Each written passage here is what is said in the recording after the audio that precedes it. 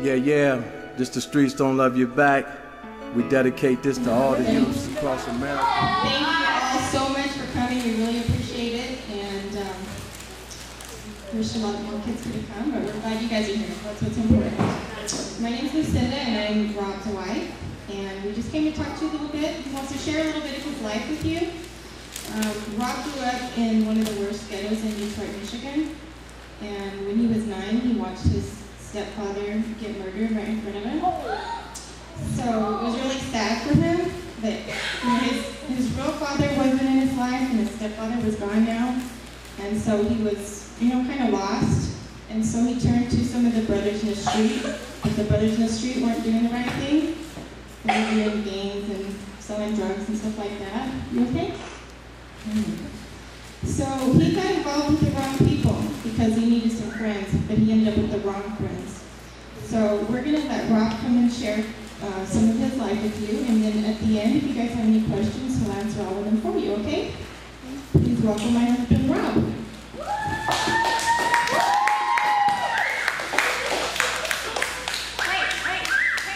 Hey, thank you, ladies and gentlemen, for having me here at the Youth Center today. And I just want to say God is good, first of all. And I just want to say I thank Him for sparing my life to be able to stand here before you today and spread my message. And first thing I want to say, no matter what your religion is, no matter what your creed is in life, I think we both can agree at the end of the day, the streets definitely don't love us back. Can we all agree on that? Dig that. So with that being said, I'm just going to get into it. At the age of 9 years old, my stepfather got murdered right in front of me and my mother.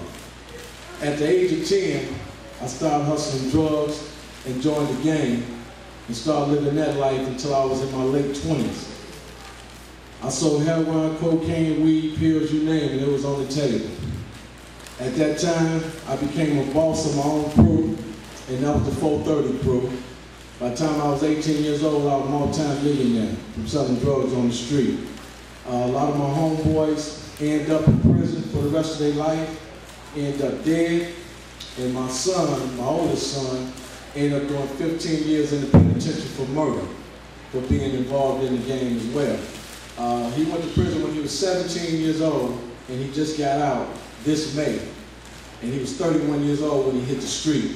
And he just turned 32 years old August 28th. So it's been a long time coming for him to come out that cage.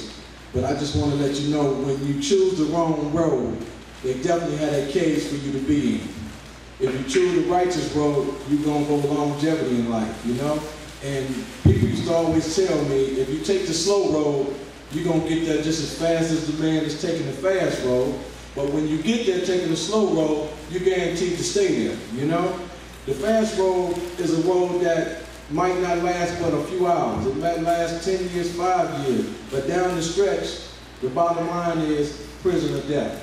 There's no successful drug dealer. There's no successful gangbanger. Don't ever let nobody tell you it's a 401k plan being a drug dealer. You ain't gonna go nowhere to the government and say I done sold the most drugs. Where my 401k plan at? They're gonna look at you and say, we got one plan for you right now, and that means lock him up, because he's a fool. Education is what gets us out of poverty. Education is what gets us out the ghetto.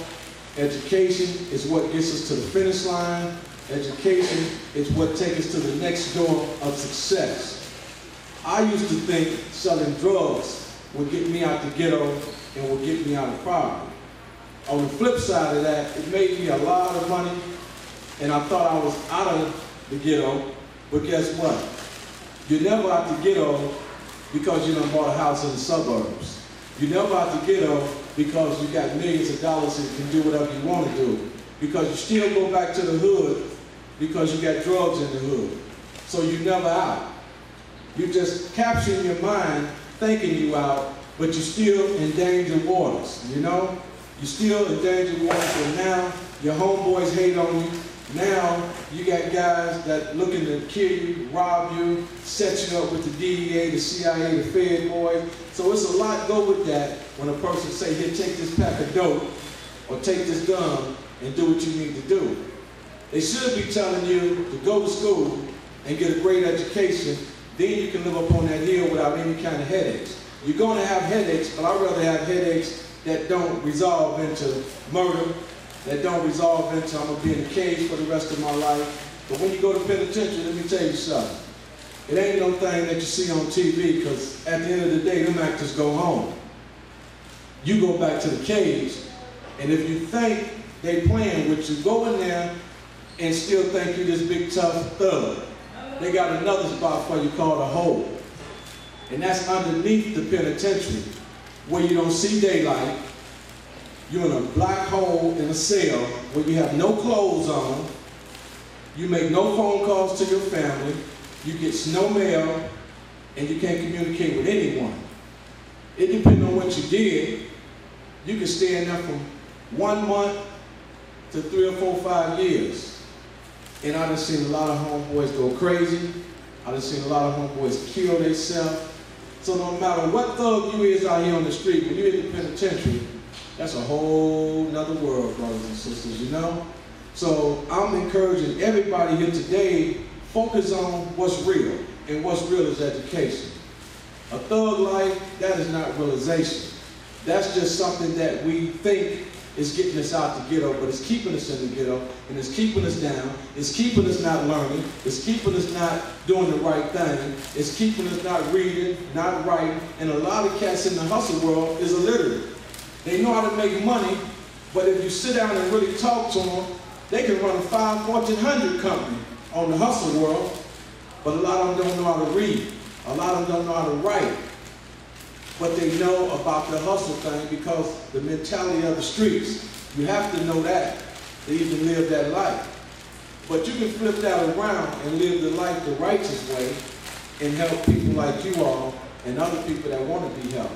If you don't know how to read, if you don't know how to write, don't be ashamed to say, hey, I need some help. Closed mouth don't get fed, I was taught as a kid. And if you open your mouth, you just never can tell who is willing to help you. Because there's people out here always willing to lend a helping hand. But if you don't tell nobody, nobody knows that you need help. So if you need help, open your mouth. If you need help in school, open your mouth. If you need to know this problem, open your mouth. If you need to know right from wrong, open your mouth. Because it's sad when a child only knows wrong. Because that's all they go back and resort to is wrong.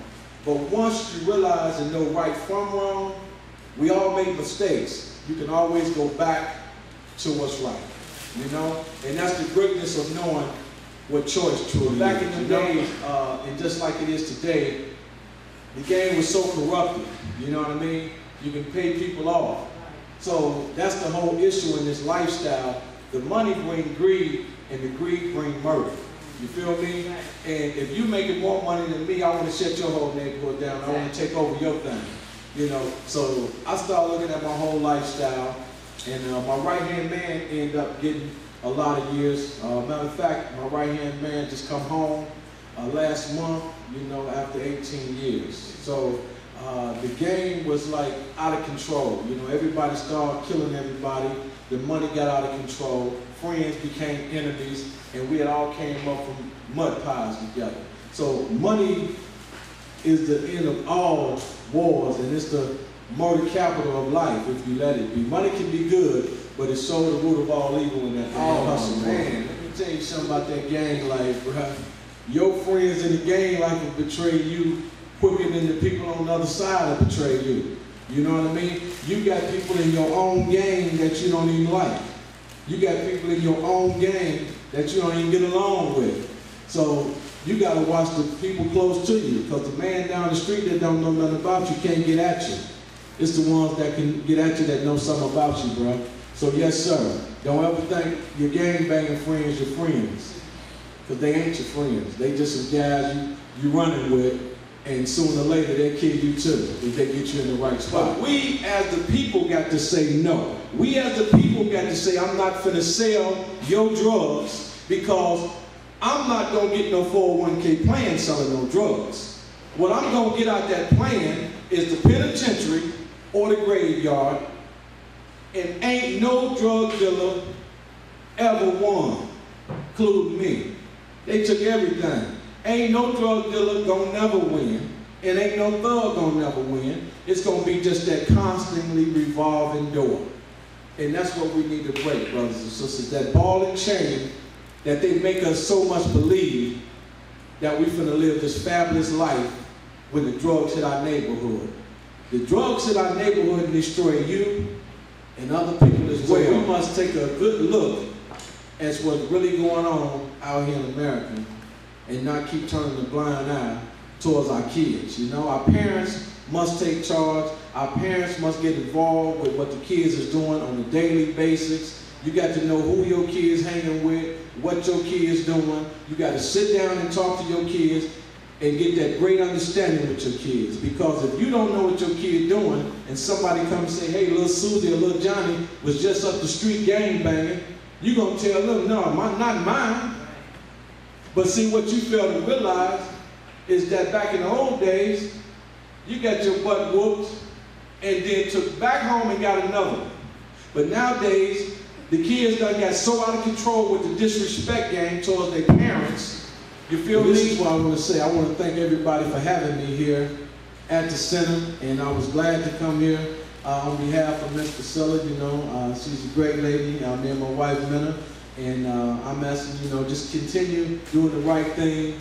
And if you don't know something, always ask, ladies and gentlemen. You know, because like I said, each one teach one, and we must keep the ball rolling in the right way, you know. So I want to thank everybody for coming tonight. God bless. Take care. Log on to the website tonight. And if you'd like to take a picture with me, I'd like to get my book tonight, please feel free to come over to the table.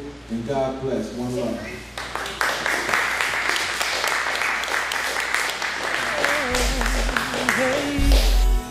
The streets don't love me back.